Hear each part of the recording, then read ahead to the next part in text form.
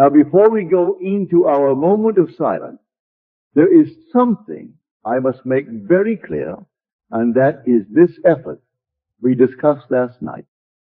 If there is one reason in this whole vast world why people fail, it is because they are unaware of a law known to psychologists today as the law of reverse effort.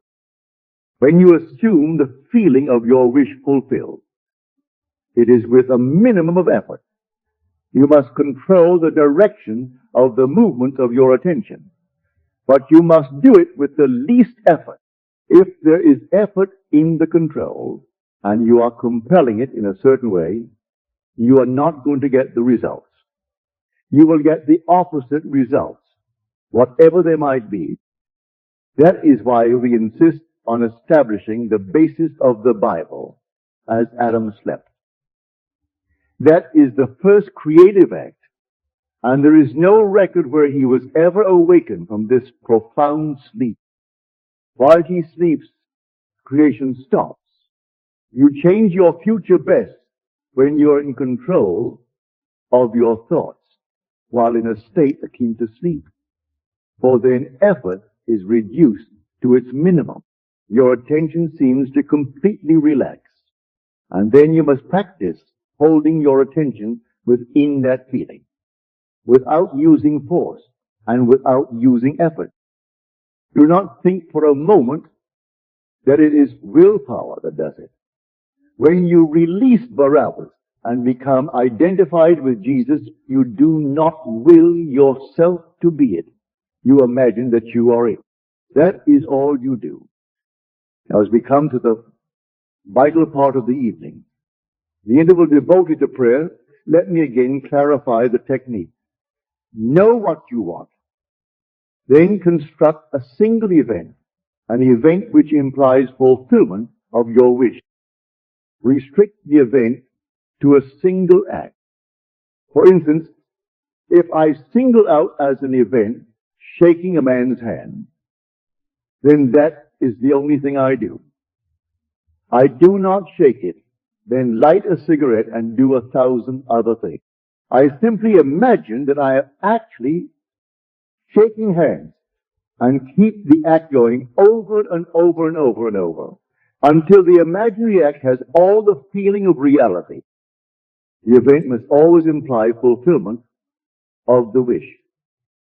Always construct an event which you believe you would naturally encounter following the fulfillment of your desire. You are the judge of what event you really want to realize. There is another technique I gave you last night. If you cannot concentrate on an act, if you cannot snuggle into your chair and believe the chair is elsewhere, just as though elsewhere were here, then do this. Reduce the idea. Condense it to a single, simple phrase like, "Isn't it wonderful?" Or, "Thank you." Or, "It's done." Or, "It's finished." There should not be more than 3 words. Something that implies the desire is already realized. "Isn't it wonderful?" Or, "Thank you." Certainly imply that. These are not all the phrases you could use. Make up out of your own vocabulary the phrase which best suits you.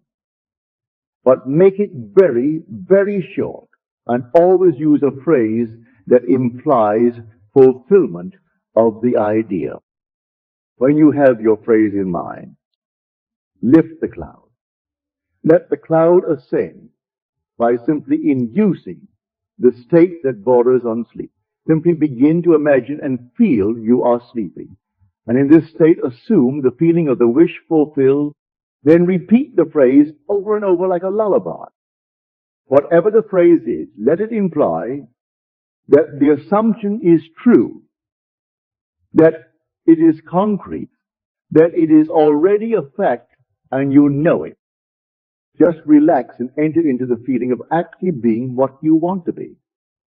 As you do it, you are entering Jericho with your spy, who has the power to give it. You are releasing Barabbas and sentencing Jesus to be crucified and resurrected. All these stories you are reenacting. If now you begin to let go and enter into the feeling of actually being what you want to be, now we can go.